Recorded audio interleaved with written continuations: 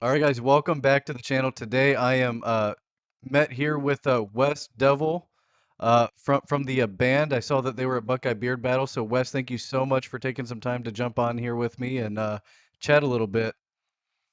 Thanks for having me. It's a pleasure to be here. So first things first, let's if you would introduce yourself and your band and what you do in the band and kind of what you got going on.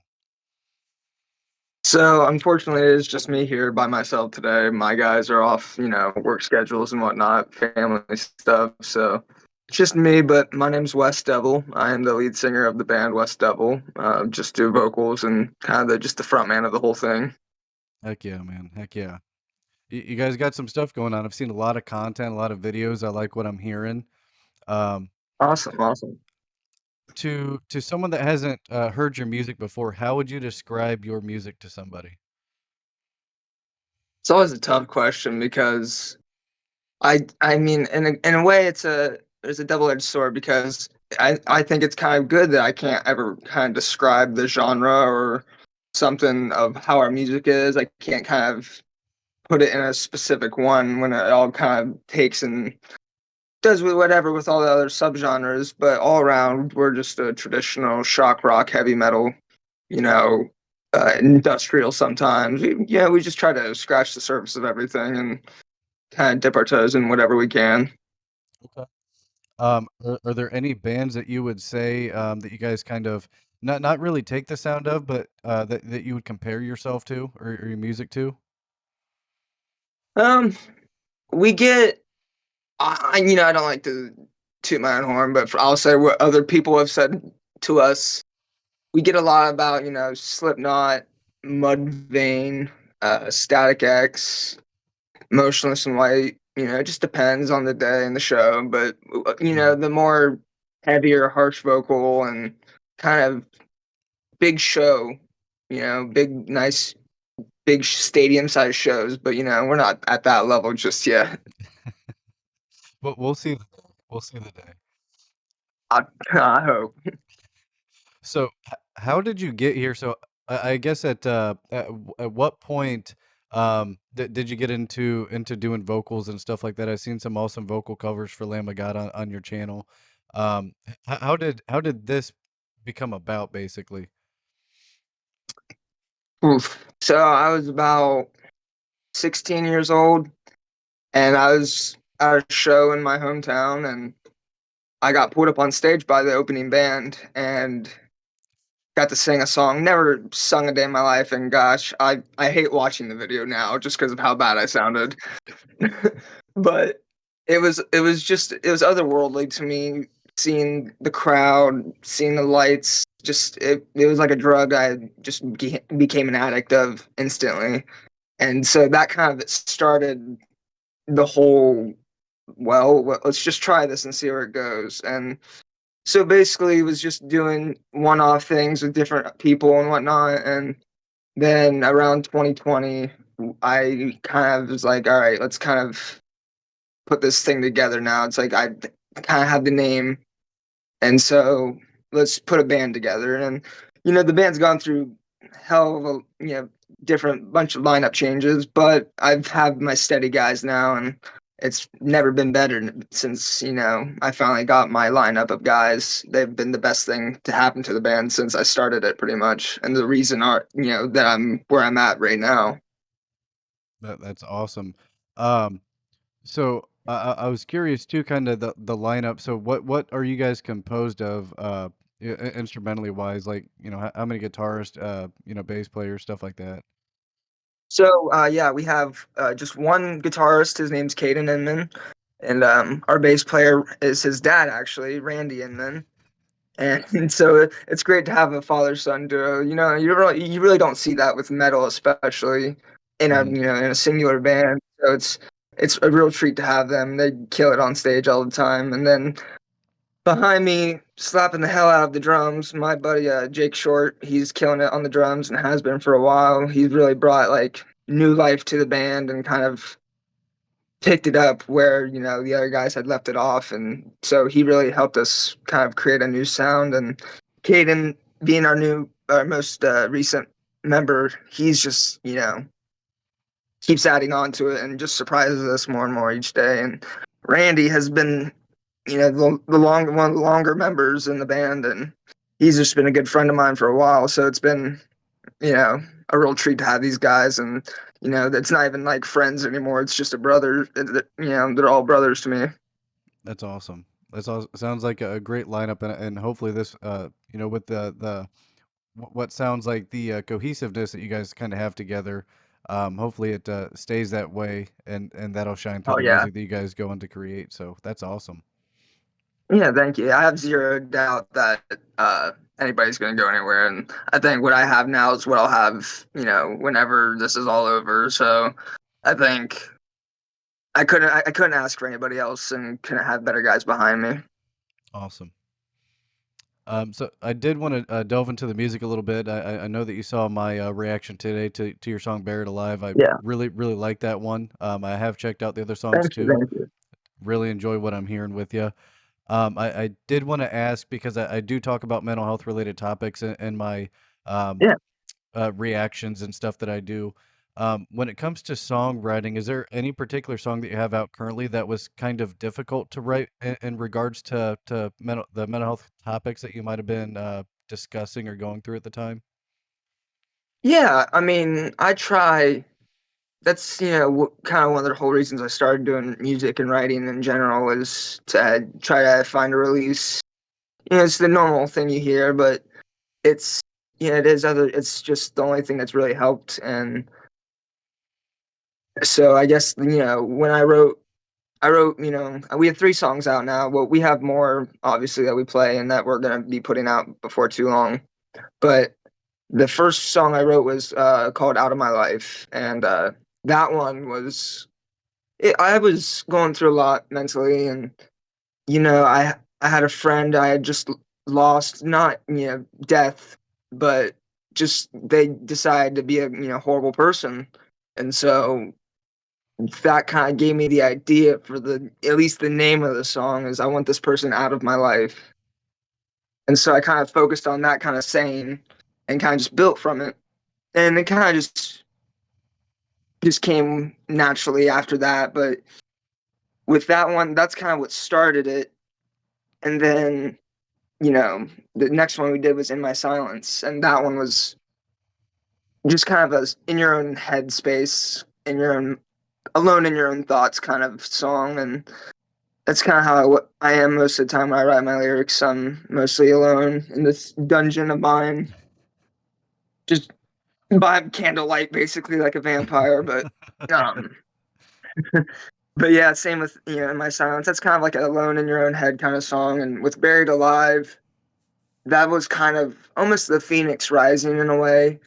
It's I'm done sitting being alone and sad. I'm gonna start burying you people alive at this point. It's kind of I reached my limit with taking all the negativity from people and just kind of doing away with it. And it's kind of how I got Mhm. the idea to start writing for Buried Alive.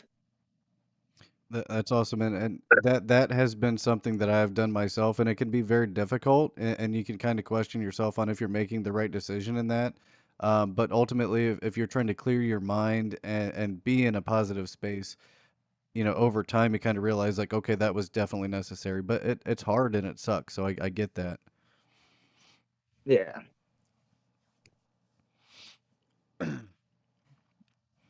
Um, so when it comes to writing music as a band, kind of what's the process look like for you guys? Because I know like you have to write, lines for, the bass and guitars and stuff like that. So how do you guys Right. kind of go about that? It depends. It varies. It definitely varies per each song. When I first started kind of doing this whole project with actually writing music, original music, it was mainly me writing the lyrics without any melody, or it was more or less poetry.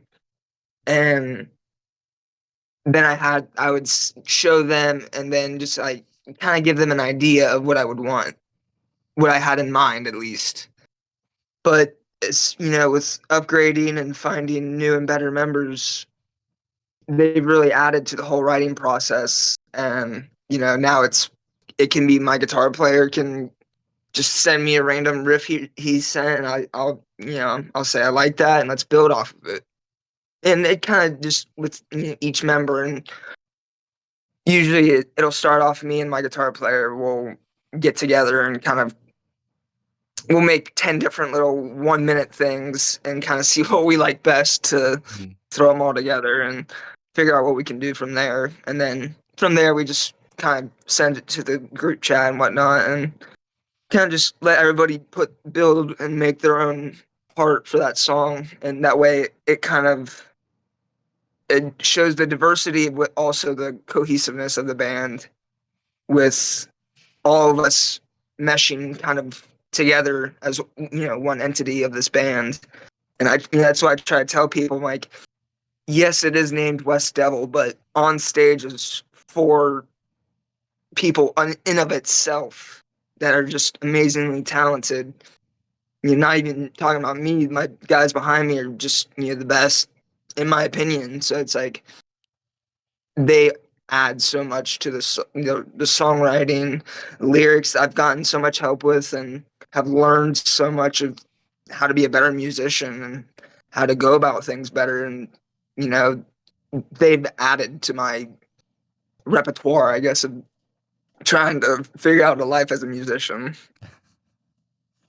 And you know it's kind of perfect they ended on that because I was also curious how as a small band kind of how you've grown and utilized social media to gain that exposure and traction that you guys have because Buckeye Beard Battle doesn't seem like it's just an easy show to get into.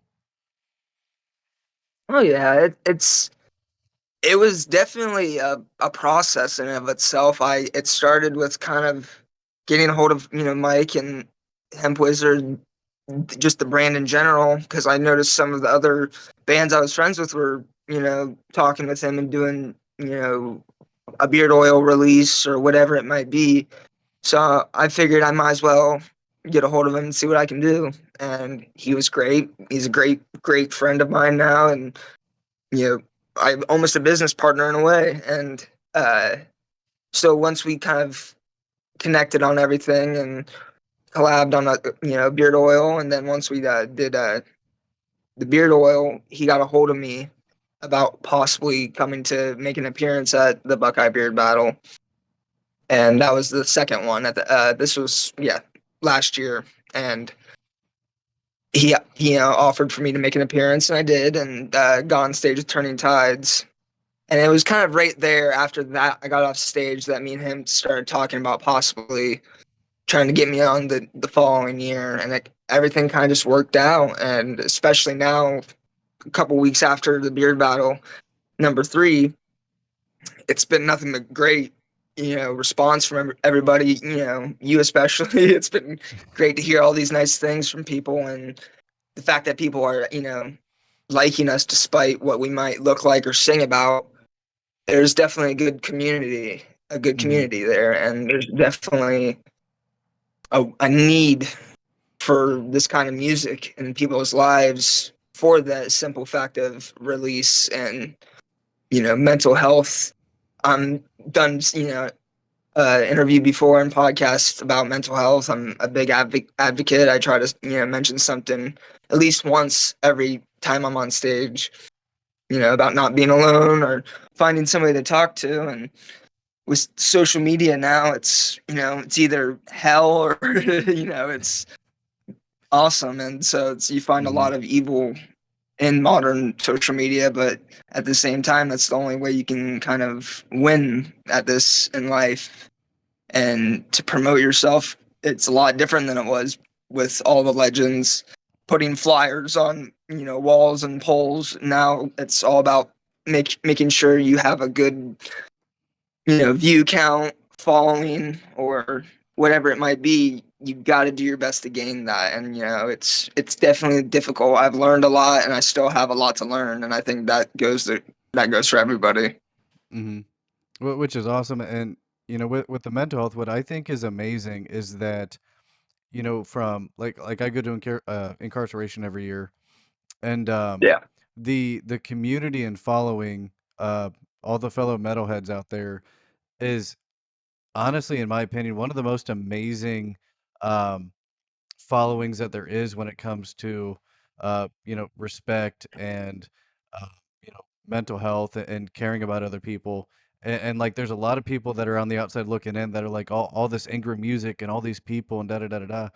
But like once you're in it and you like see that firsthand, it is so awesome, and I absolutely love it. And that's Yeah. one of the big things that kind of drives me to do what I'm doing to kind of bring that positivity to this kind of scene, and show that light that other people might not see.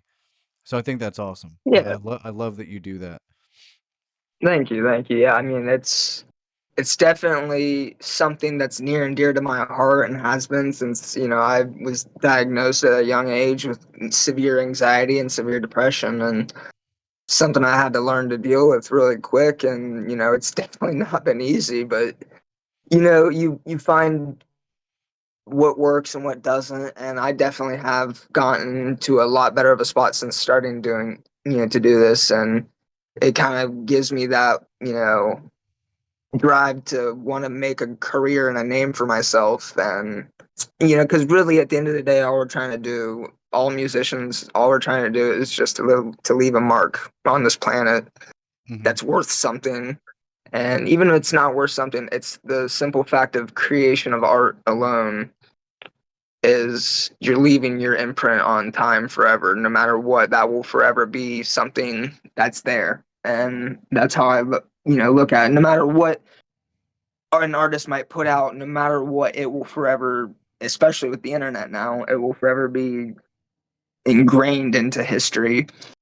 And it's, part of the whole reason I do it, and to kind of be a voice to some capacity for others who might not have one for their own mental health, which is, I think, is a big thing.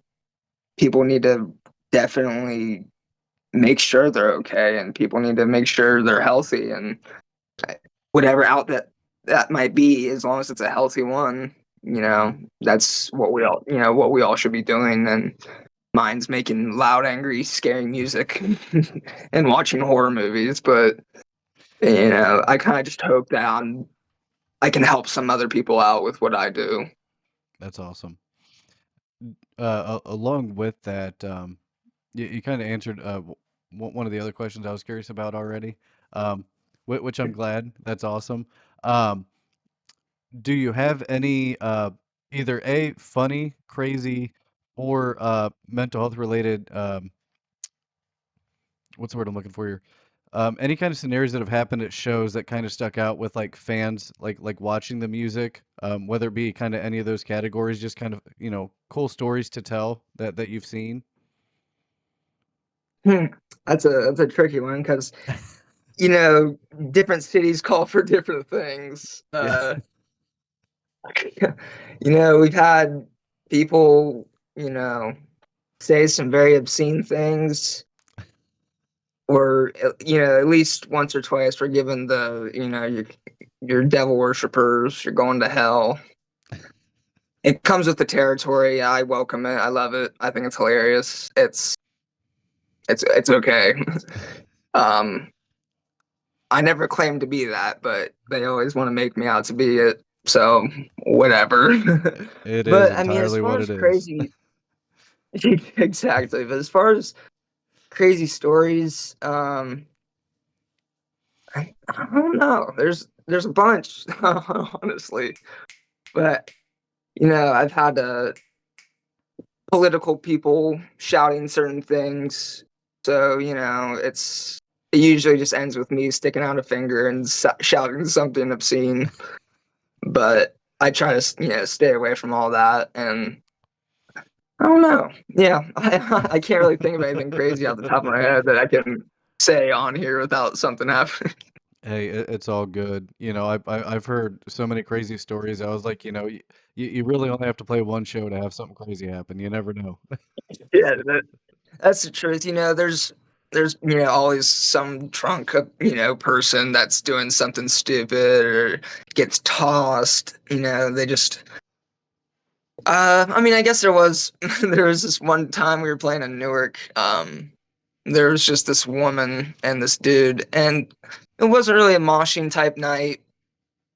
The crowd wasn't really into the moshing type thing. They were into the show and the music, and they were enjoying that. But it takes two drunk people to kind of ruin everybody's mood, and they were trying to start a mosh pit, and yeah, it just wasn't the vibe. And yeah, they the dude had to push the lady, and it just ended poorly. And yeah, so I just kind of tried to shut it down, whatnot I could do, but Yeah.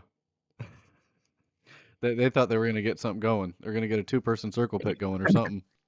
yeah, that two-person circle pit really got going. But we welcome all mosh pits and walls of death. We welcome it all, but don't be a dick and don't be that person that kind of ruins everybody's night. Yeah. I mean, you're all there to have fun, and I've seen a lot of people, do what you wanna do and have your fun, but, like, I've seen the people doing the spin kicks and windmills and stuff like that, trying to hurt somebody, and I'm That like, actually does.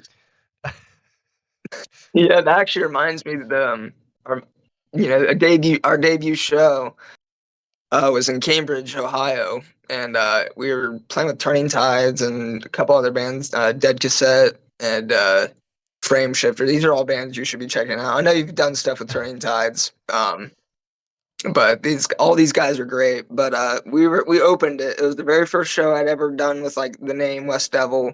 It's my first debut solo show, and we opened it up, and as soon as we started, the crowd was jumping up and down, and, and the floor. It was a 2-level venue, so the bottom part was um, a restaurant, and the top part was the venue. And so there's a good like 200 people in there probably, and they were just bouncing. And this my friend Jesse, he was one of the drummers for the bands that night, and he's like the floor started bowing and started bouncing, so we all had to collectively stop. And that's the truth. Everyone was bouncing, and then they all kind of looked at each other and just stopped instantly. that would have been horrible, don't get me wrong, but, like, the stories, like, had that floor caved and they landed in the restaurant would have been absolute insanity. Exactly. The headlines wouldn't have been the best, but it's publicity. Yeah. Um regarding your mental health, because I know you said that the music's definitely been a outlet for you, kind of a form of therapy. What do you do outside of music that kind of helps level you out and give you some peace of mind, on a rough day, things like that?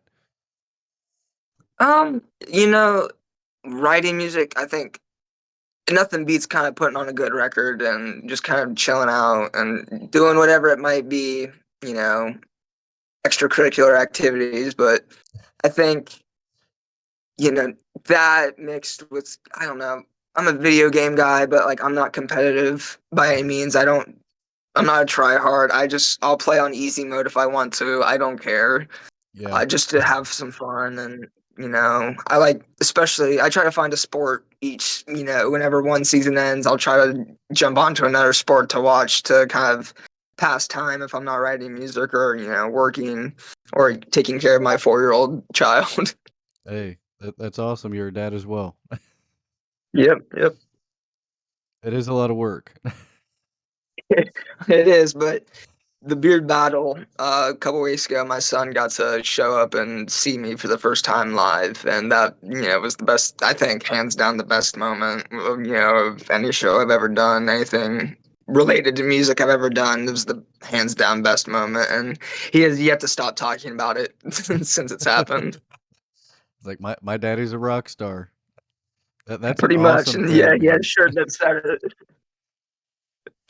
But yeah, he's my little rocker dude. Heck yeah, man. I'm glad that you guys got to share that time together. Maybe one day he'll get up Thank on stage with you and belt out some lyrics.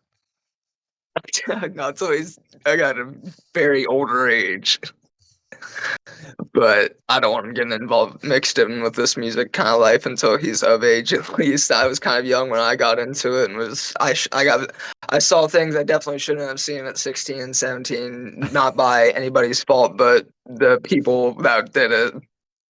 But I've been there. you live, you learn, you come out stronger. Um, So what's next for West Devil? Any any big announcements or new music that's going to be coming out anytime soon? Yeah, we have two more shows this year, unless something randomly comes up.